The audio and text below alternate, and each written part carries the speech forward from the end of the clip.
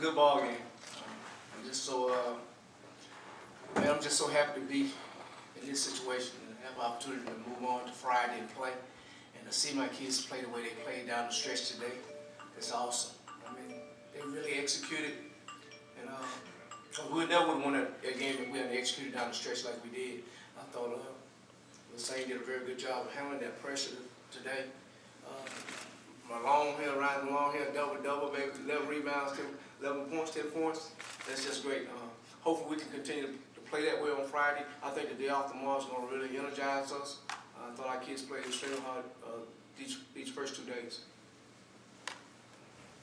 Coach, how big was the taking the rebound advantage? It seemed like you guys, especially in the offensive glass, you guys were just in control throughout the game. How big of that was that for you, and was that something that was emphasized by you? Oh yeah, most definitely. These guys can tell you that was our biggest speech in the locker room is Southern beat people because they get second and third chances at the basket. If we can eliminate that, allow them more than one attempt at the basket, our chances of winning is great. And I thought we did a real good job of eliminating them, getting second and third chances at the basket. Coach, you guys went to the line a lot tonight. You missed some of those too. You only shot 53% from the free throw line. Did you feel at times like you guys were involved back into the game? Well, we did. I think we had made our free throws. The end of the game, that would have been an issue.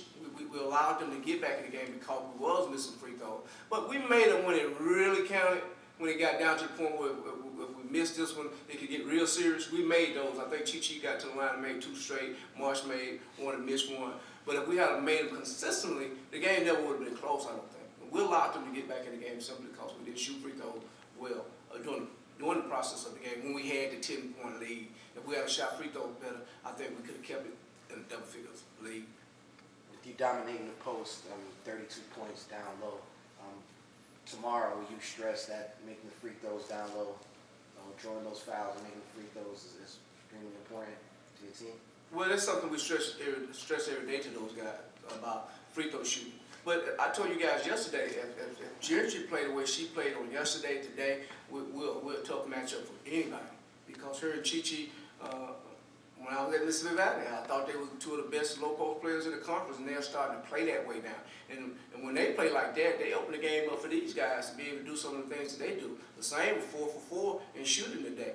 So if our post players play well, it's going to open our outside game. Marshall's going to get better looks. A lot of her looks today was with a hand in her face. So down the stretch, if they continue to play better, she'll get a lot more wide open shots. Coach, Southern started the conference season, I think 11-1, and today was their 6th loss in their last 8 games. They didn't have a serious injury or suspensions or anything like that. I mean, just can you speak to kind of what happened with them from your perspective? If you really look at when they started that downfall, it started at UAPB. It did. And we really, I think they felt like they could come in our place and dominate us, and it was just the opposite. We really dominated them. And I thought from that game on, they really hit a down spiral. And it's never changed because we showed a lot of people they had some weakness too. And I think a lot of people watched that film when we played them, and they jumped on it like tigers. And they hadn't played well since then, even though they had a big win over Texas Southern, but they came right back after that and lost to Prairie View. And they lost to Mississippi Valley right after that. So, and Alcorn went to Southern and beat them. So, we put them out there and kind of showed people they had a lot of weakness. And they just play hard though. I mean, they stay in games because they rebound the ball, they kill you on the boards, and they continue to play hard. But they don't do nothing great. They ain't got no great shooters, nothing. They ain't got no great low post game. This is probably the worst low post team that she's had in a long time. She always had somebody she can throw that ball down there like Big Lewis that's gonna score a basketball. They don't have that now. And Stevenson can shoot the elbow shot, but they don't really have a low post presence. And I think that hurts them. Christina, talk about looking at the program the last 2 years and looking at this year and now looking at as a possible opportunity to take home this title, beating upsetting Southern. How's the team's cohesion and how's the climate and the culture of the team now compared to the last 2 years? More heart. The last 2 years, we've always knew we were good, but nobody ever told us, like, you guys could be that team. Nobody pushed us as hard as Coach Nate and Coach Evans and Coach Brown has pushed us. Nobody has put us to the test mentally for us to overcome obstacles that we've overcome this year.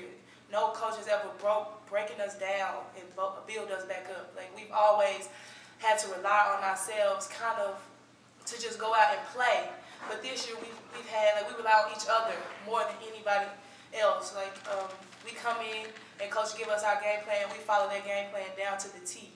Like, nobody on our team has any doubt in their head. No one on our team has unbelief. Like, we all believe in ourselves that we can come in here and we can play as hard as we played these last 2 games.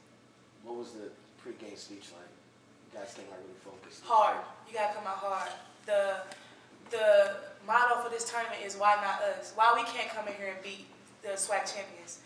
Mentally, whoever is mental in this tournament is gonna win. The team with the mental toughness is gonna win the whole tournament. The pregame speech was come out and play hard. Whoever plays the hardest is gonna win. And that was our pregame speech from the jump. Rebound the ball, play hard, execute, take care of the ball. Christina, you guys now have won 4 in a row. You know, I know a lot of people talk about teams playing well at the end of the season. That's when you want to be playing well. Do you think that your team right now is playing their best basketball right now? To be honest, I don't think we've played our best basketball yet. We've shown that we can execute down the stretch. We come up with big plays at big times, and we have great people that finish down low when we have to get the ball to them. I feel like right now our 4-0 run is a great spurt, but I don't think nobody on our team is really looking at that. We still win to go home, 1 game at a time. That's all we focus on, is win to go home, stay another day. There's no tomorrow for us as a team. So we play like it's our last time playing ever. Coach, it's not your job to know this, but do you happen to know the last time that UAPB won the SWAC title? The SWAC title? Wow. Never? She said never. I don't think they ever won it. Not women's, I don't think. So you might help me with that. Have they ever won it? Yeah.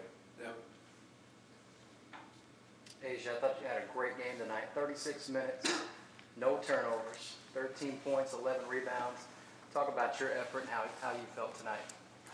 I think I just use my speed. I mean, Coach, they always tell me to use my speed, and I'm very quick, and I think that helps my team a lot because as it goes to rebounds, I'm so fast that I get in position to get the rebounds, and then my speed helps the team because it opens them up because I'm so fast that the other team kind of keys in on my speed. So when I get out of there, it opens it up for Chris so she can be able to bring the ball up. So I feel like I just use my ability to have that speed to help my teammates, and that's really all it's about, trying to get this SWAC championship, get to this SWAC championship. Coach, your offense, I mean, is it like some equal opportunity offense? I mean, last night you had Chi-Chi and Gentry. I mean, today it's Asia and Christine. Is it something that you're seeing during the game that you're drawing up things for other players as those 2 post players are drawing double teams, or is it just an equal opportunity offense? Well, our offense is to the point now. The stuff that Asia does, all that's intangible stuff. She's doing it on her own. We're not running no sets for her. All the stuff she does is just so she's outworking people.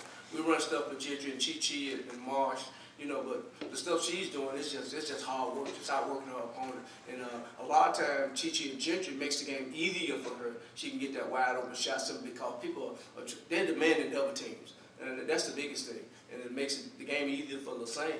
And I think her biggest problem is just getting us into our sets, and she's the one that makes us go. If she can continue to get us in our sets and run the little stuff that we run, we're going to get the ball where we want to go. It's just up to us whether or not we're going to make that shot or make that free throw, because we've been executing real well.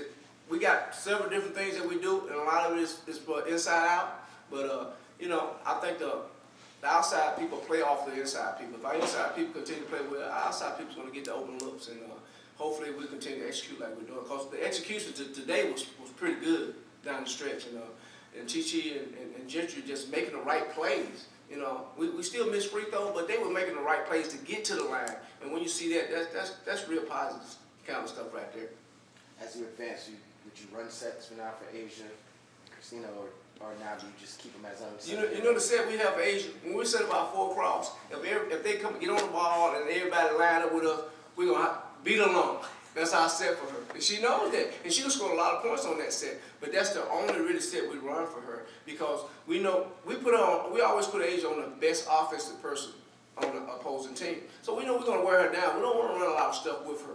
You know, because we know she's checking the best person on the best scorer on the other team. So we don't do a lot of offensive stuff for her. She's a defensive-minded person, but you see, she scored in double figures because she got a great understanding of how to rebound, and she get a lot of offensive boards too, along with defensive boards. So the only set we got for us, go long, baby. Any questions for Coach or the players? Coach, when you first sat down, we heard your phone beeping. Were those congratulatory text messages? You know, I hadn't checked it yet. I'm pretty sure it was.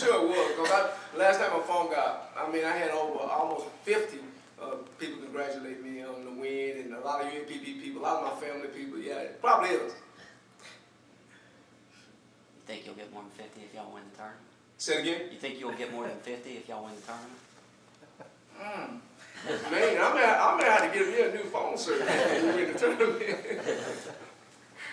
Coach, to look at the program last 2 years and coming in your first season, talk a little bit about that and that feeling right now to help this program advance and upsetting one of the top seeds.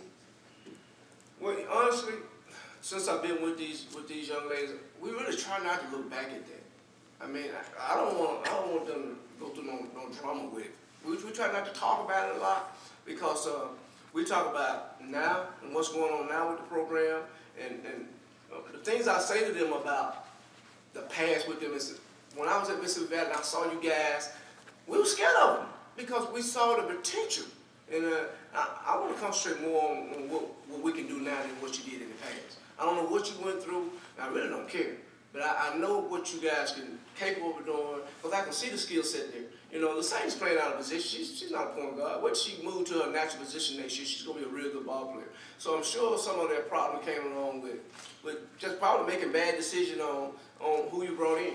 But for us to do what we're doing now, and if we want to look back, it's just great. Because they'll tell you, I told them all from when I first took the job that we're way better than that.